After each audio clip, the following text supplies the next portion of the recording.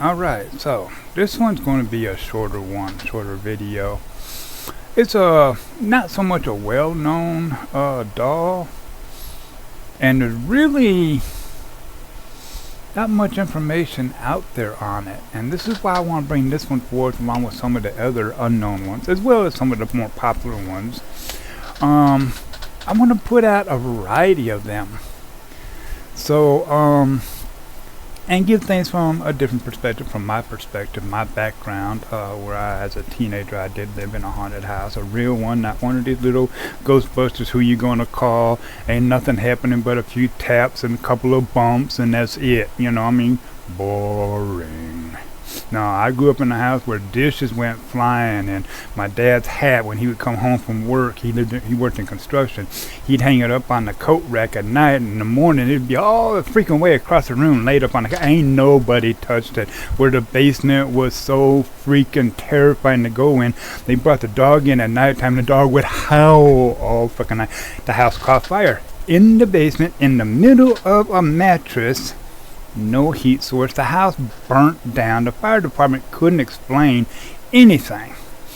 When I got older, I got the hell out of there. I was gone. On the second floor, there was what we call the shadow people. I mean, it was like a whole bunch of... I'd lay in bed and just be looking, just freaking terrified. I couldn't wait to leave that home. And I did. And I have no intention of ever going back. No, I grew up in the real thing. And so this kind of stuff really interests me, and it gives me a chance to tell stories from a different perspective. Now, whether you believe or not, that's up to you.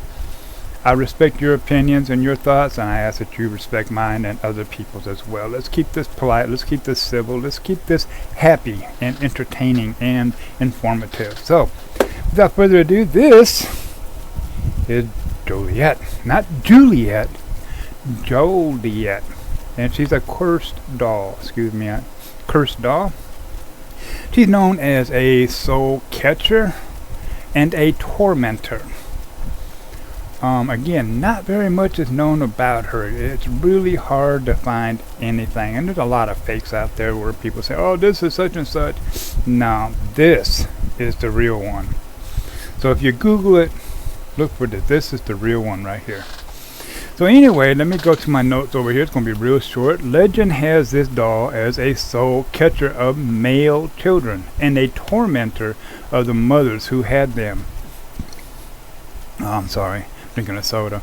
It is said that this doll was originally a pregnancy gift from a lady to her friend.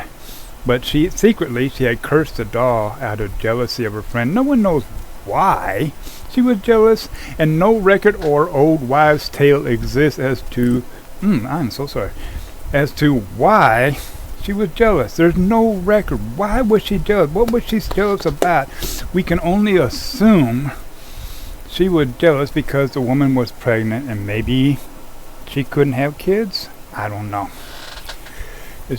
But anyway, so the mother, after receiving the gift as a pregnancy gift, ended up having had a little boy. And 3 days later, the child became curiously ill. Nobody could figure out why.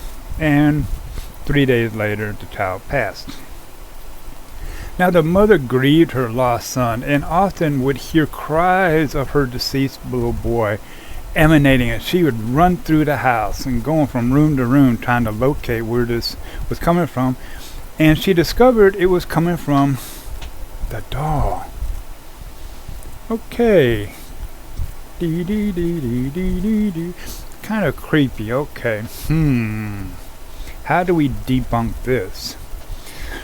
Well, she kept the doll, and she eventually got pregnant and had another child, but this time a daughter. Now, as legend has it, as this doll was passed from mother to mother, it was always the same thing. Had a little boy and then a little girl. A little boy and a little... Always two children.